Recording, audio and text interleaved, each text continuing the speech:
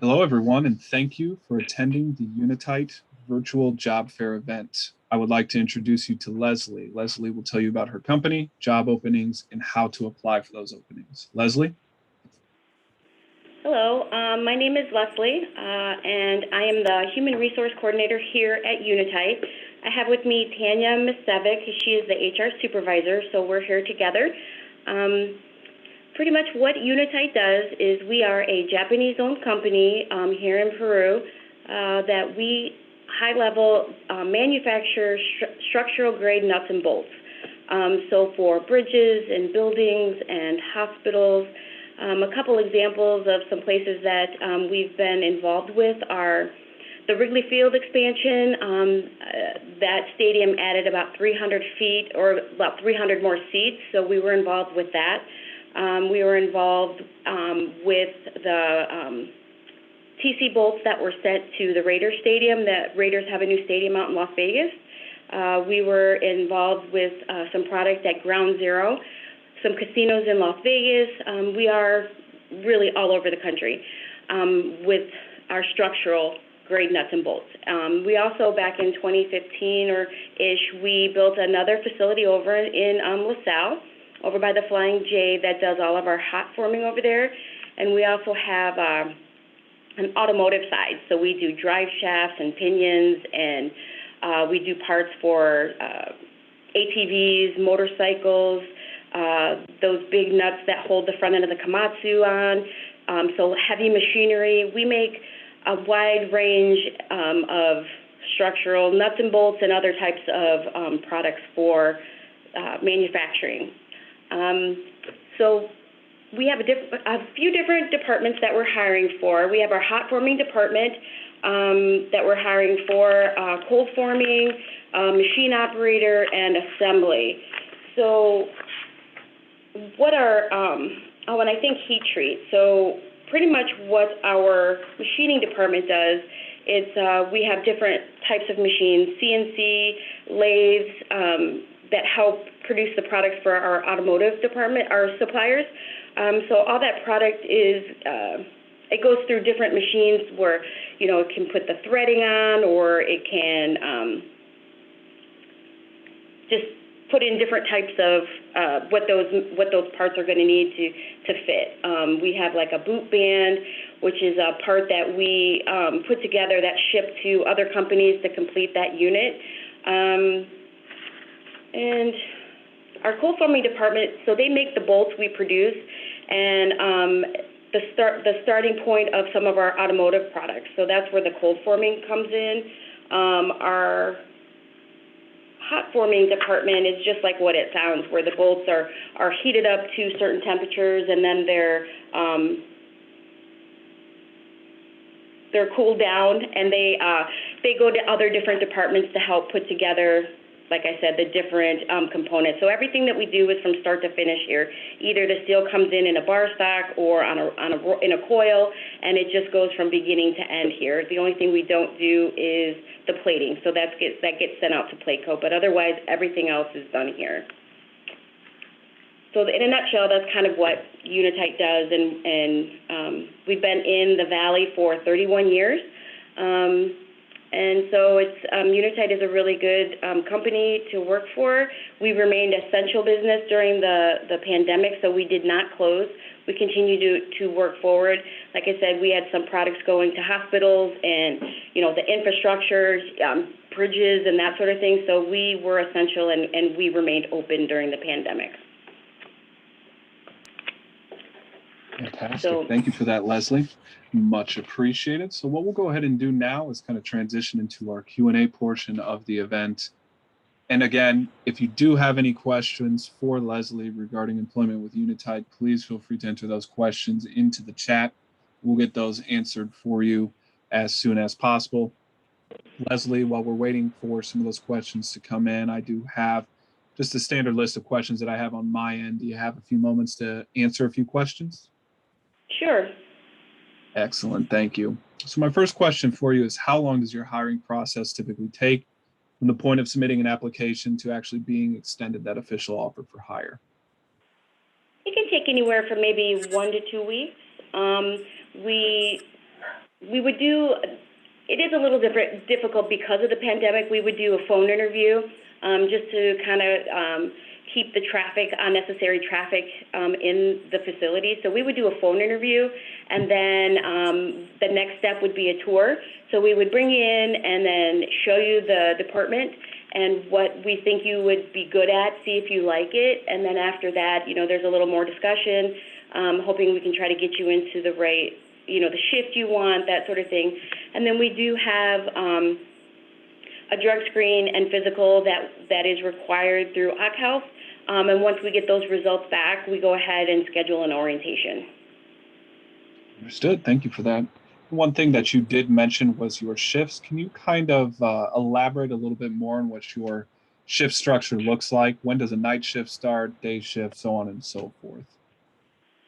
Well, it is a little different than your standard, like 6 to 2, second shift 3 to 11 kind of thing. It is a little different, and it's going to depend on which actual machine you might be running, just because everything is a little different. We can't be running certain machines, because when this machine, say, is done with the thread rolling, well, it may have to go to that next machine, so it might be waiting. So some of our shifts do come in at 4 a.m. to maybe 12:30 or 2, depending on business need. It can be 6 to 2:30, 7 to 3:30, and the same with the second shift. It might be different. You might be coming in at 3:30 or 4, and we really don't have a third shift. Over in our LaSalle facility, we do have a third shift, and it's kind of like a skeleton crew. There's only a few over there, which that might be like Sunday through Thursday. Maybe Sunday might be an 8 to 6, and then the rest of the week might be 11 to 7:30. It really does depend on business need and product, and what our need is at that moment, what needs to get out, and that sort of thing. I hope that makes sense. Yeah, absolutely. So, Leslie, can you kind of explain how, what are the normal hours that are worked in a week?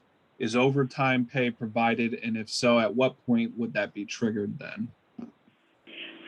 Overtime is pretty regular, so that is not, most of our machining department does do at least 10 hours a day, and then if Saturdays are required, it would be like an 8 hours. We do have 10 and 12-hour shifts, so if you did work, like, say, 12 hours during the week, you would be like 8 hours on a Saturday.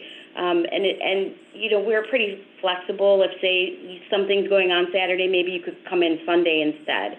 Or if you request off Friday, then you don't work the weekend. So we try to, be as flexible as we can, just to give people that time off, of course. But in our machining department, overtime is pretty regular. And so, yeah, you can pretty much expect it. So, yeah.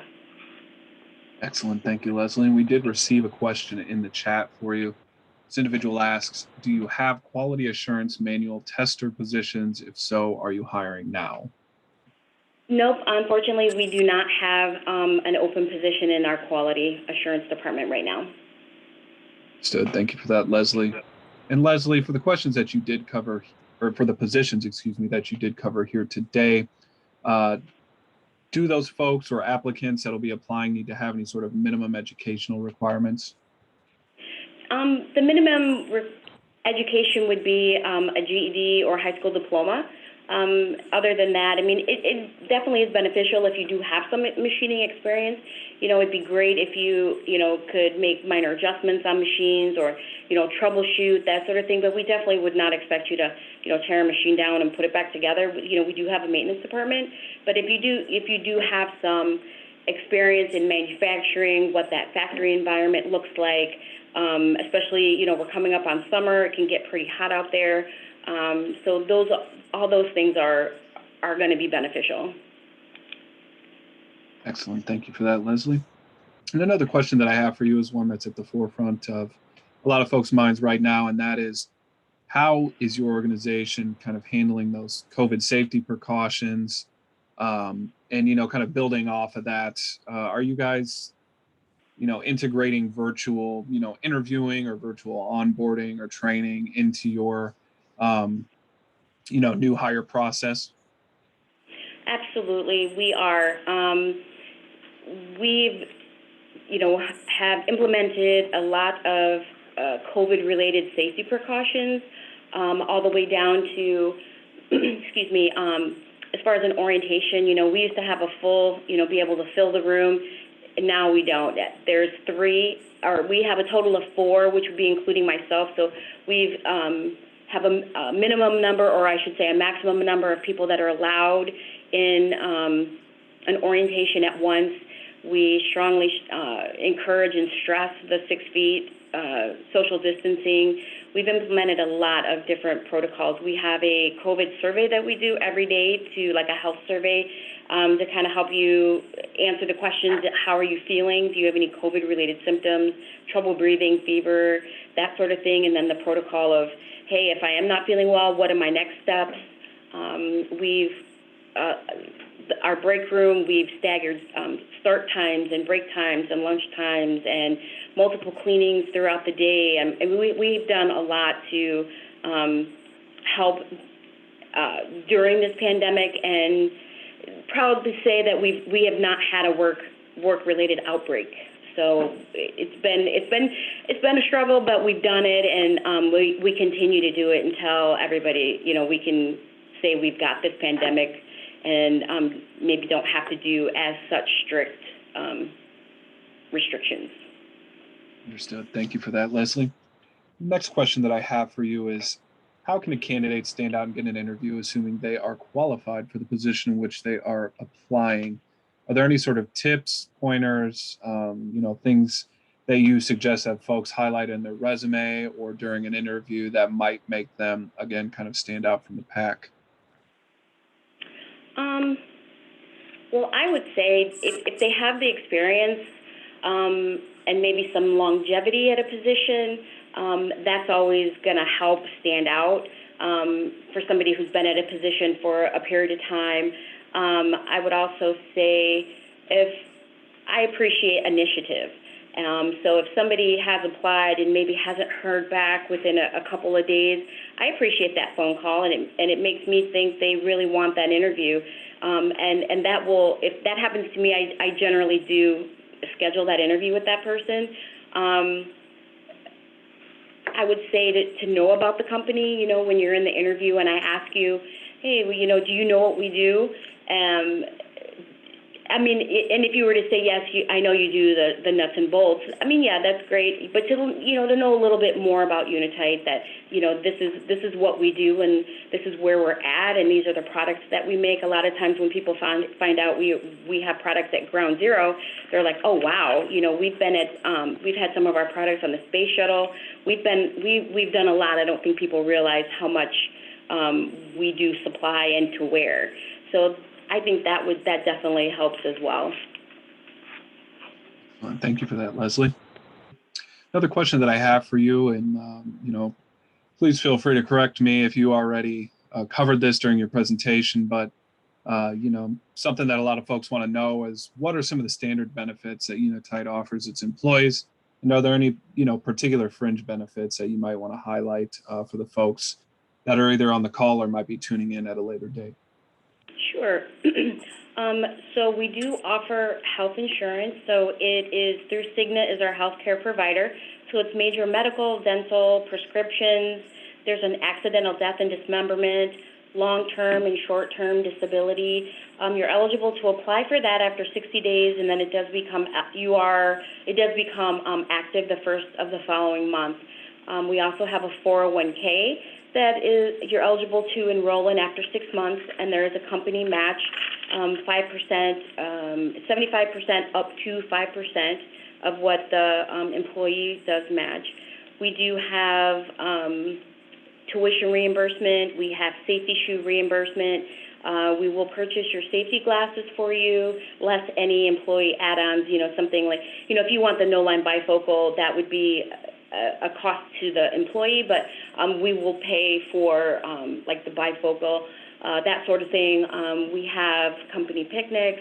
Unfortunately, due to COVID, we didn't really get to do a lot of fun things last year. Everybody was locked down, but hopefully this year we can get out there. We have a golf outing, a Christmas party.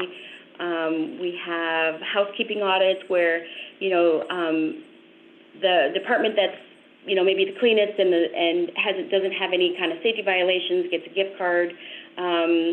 We have service awards, shout out board, and that's kind of like a peer-to-peer.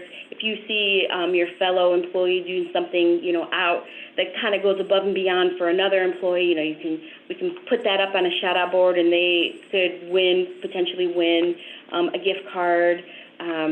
All the way up to, we do have several employees that have been here 25, 30 years, and the amount they receive for the service award is $1,000. We try to do a lot. We try to do a lot of fun things. Like I said, last year due to COVID, we got a couple extra vacation days, and we got some gift cards out of the blue, just little things to try to help.